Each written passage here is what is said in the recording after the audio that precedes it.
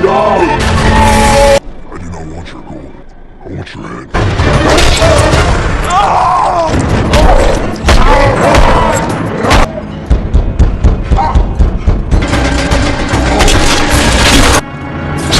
तो मूवी के स्टार्ट में हमें एक मैजिकल मास्क के बारे में बताया जाता है।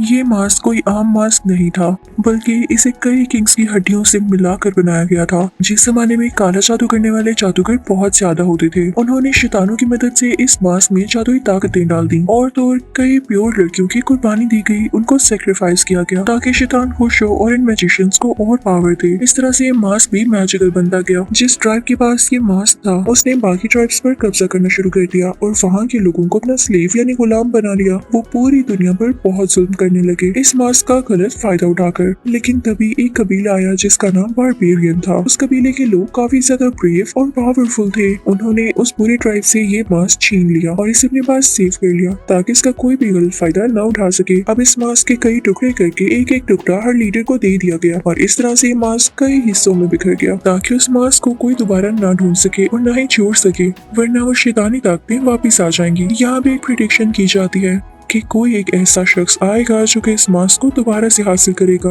वो इस मास्क को लेकर ही रहेगा। और एक और प्रिडिक्शन एक वॉरियर के बारे में भी थी जो कि बहुत ज्यादा ब्रेव होगा और वो अपने ट्राइब वालों के लिए लड़ेगा। फिर कुछ टाइम बाद हम देखते हैं कि जंग हो रही होती है और उसी में एक वॉरियर लेडी का एक बेटा होता है। उस वॉरियर लेडी की तबीयत काफी खराब होती है और वो बच नहीं पाती, लेकिन मरने से पहले वो अपने बेटे का नाम कोनन रख गई थी। फिर इस वाक़े को कई साल गुजर जाते हैं और हम एक प्यारा सा गाँव देखते हैं जहाँ पर काफी पीस होता है, लोग एक साथ मिलकर रहते हैं। वहाँ का एक लीडर होता है जो कि बहुत ही ज्यादा काइंड हार्टेड होता है। इनफैक्ट जो वॉरियर लेडी हमने देखी वो इसकी वाइफ थी और जो उसका बेटा कोनन हुआ था वो इसी लीडर का भी बेटा था। तभी यहाँ पर हम कोनन को भी देखते हैं जो कि अब बड़ा हो चुका था। अब वो लीडर अंडों की टोकरी मंगवाता है और सबसे कहता है कि मैं तुम लोगों को एक चैलेंज दे रहा हूँ, तुम सब एक एक अंडा अपने मुंह में रख के पहाड़ों की तरफ जाओ और जो इस अंडे के साथ वापिस आ गया बिना इस अंडे के नुकसान पहुंचाए या तोड़ते हुए, तो वो जीत जाएगा और मैं उसे इनाम दूंगा। भी अपने फादर से कहता है कि क्या मैं भी साथ जा सकता हूँ, तो उसके फादर उसे कहते हैं कि नहीं, अभी तुम इतने बड़े नहीं हुए। तो वो कहता है कि जाने देना, मैं आपका बेटा हूँ और बड़े बड़े काम करना जानता हूँ। तो उसके फादर उसे भेज देते हैं। अब इस कबीले के लोग मिलकर पहाड़ों की तरफ निकल जाते हैं। सबकी यही कोशिश होती है कि वो जल्दी से पहाड़ को पार करके वापिस आए और कबीले के सरदार के सामने जाकर उन्हें बताएं कि अंडा भी बिल्कुल ठीक ठाक है और हम भी पहाड़ को सर करके आ चुके हैं। वो सब लोग पहाड़ पर ही होते हैं कि तभी वहाँ पर बहुत अजीबोगरीब आदमी आ जाता है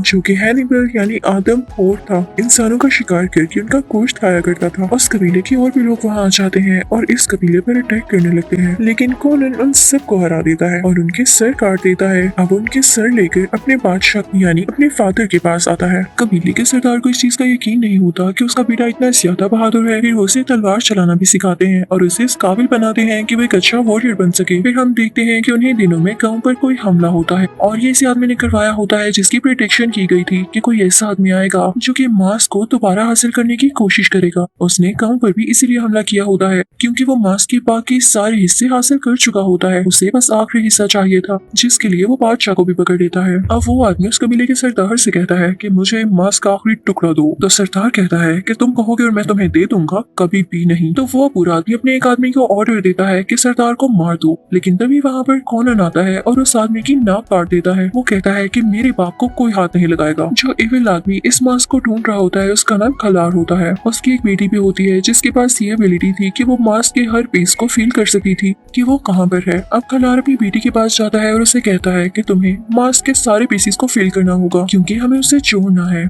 अब वो लड़की पीस ढूंढ लेती है। दूसरी तरफ कोनन और उसके फादर बंधे हुए होते हैं और वो कुछ भी नहीं कर पाते। अब खलार ने उस कबीले के सरदार और उसके बेटे कोनन को इस तरह से बांधा हुआ था कि उनके ऊपर मोल्टन लावा था। उनमें से जो भी कोई हिलता और रस्सी छुपती तो वो लावा उसके ऊपर गिर जाता। तो इसलिए कोनन ने रस्सी को मजबूती से पकड़ा हुआ था ताकि लावा उसके फादर के ऊपर न गिर जाए, लेकिन इस वजह से उसके हाथ जख्मी हो चुके थे। तो जब कबीले का सरदार ये देखता है तो अपने बेटे को बचाने के लिए लावा अपने ऊपर गिरा लेता है, यानी वो अपनी जान की कुर्बानी दे देता है ताकि उसके बेटे कोनन को कुछ न हो। अब कलर काफी खुश होता है क्योंकि उसके पास मास्क के सारे पीसीस होते हैं और बस उनको जोड़ना बाकी रह गया था और उसके लिए उसे प्योर ब्लड चाहिए था। तो वो वहाँ से चला जाता है और कोनन बेचारा वहीं रहता है। अब हम देखते हैं कि कई साल गुजर जाते हैं और कोनन अब बड़ा हो चुका होता है। कोनन ने आज तक बहुत लड़ाइयाँ की और काफी ज्यादा लोगों को मारा, लेकिन उसे अभी तक कलर नहीं मिला था। ये वही आदमी था जिसकी वजह से उसके फादर मारे गए।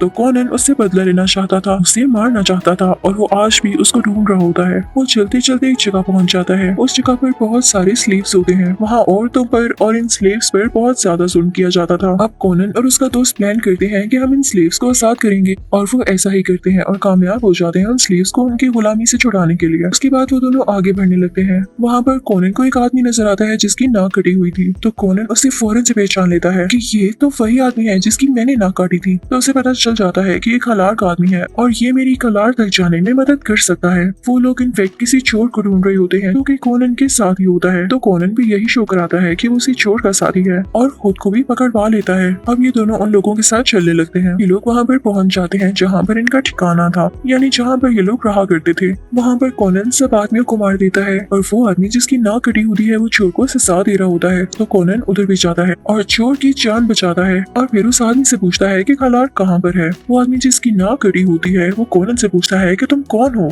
और तुम्हें कलार से क्या लेना देना है। तो कोनन कहता है कि शायद तुम मुझे भूल रहे हो, मैं वही हूँ जिसने तुम्हारी नाक काटी थी। कोनन उस आदमी को डराता है। वो कलार के बारे में सब कुछ बता देता है। फिर कोनन एक गाँव में पहुँचता है जहाँ पर उसे एक लड़की दिखाई देती है जिसका नाम टमारा होता है। वो लड़की बहुत ही ज्यादा अच्छी और नेक होती है। उसका खून प्योर होता है और इसी को लेने के लिए वहाँ पर कलार आता है अपनी बेटी के साथ और यहाँ के लोगों पर हमला कर देता है। लेकिन टमारा वहाँ से भाग जाती है। कलार अपना एक आदमी उस लड़की टमारा के पीछे लगा देता है और कोनन भी उस लड़की के पीछे पीछे चल पड़ता है। वो लड़की एक बग्गी में होती है तो कोनन को यही लग रहा होता है कि इसमें कलार है, लेकिन जब वो देखता है उसमें तो ये लड़की होती है। वो उससे कहता है कि कलार कहाँ पर है। तो वो लड़की कहती है मुझे कैसे पता होगा, मैं तो खुद उससे जान बचाकर भाग रही हूँ। तभी वहाँ पर कलार के लोग आते हैं जो कि टमारा को पकड़ने के लिए आए थे, लेकिन कोनन उनसे लड़ते हुए टमारा को अपने साथ ले जाता है। वो ये सोच रहा होता है कि कलार इसको ढूंढने के लिए दोबारा आएगा और तब मैं उसे पकड़ लूंगा। अब कोनन वहाँ एक जख्मी आदमी से पूछता है कि मुझे कलार का पता बताओ और पता चलने पर वो उसे एक मैसेज भेजता है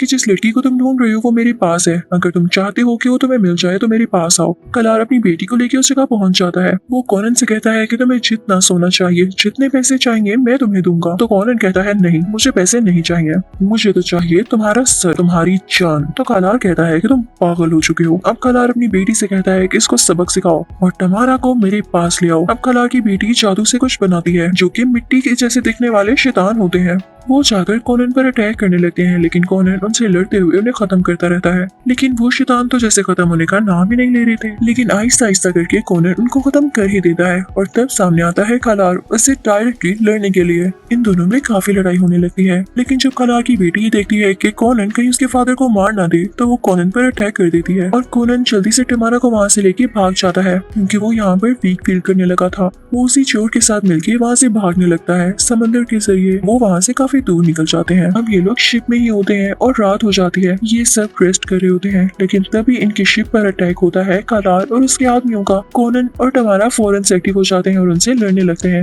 यहाँ पर कोनन टमारा की फाइटिंग स्किल से काफी इम्प्रेस होता है और उससे कहता है वेल डन, तुम काफी अच्छा लड़ती हो, जिसे सुनकर टमारा बहुत खुश होती है। फिर ये दोनों कम ही टाइम में एक दूसरे को पसंद करने लगते हैं।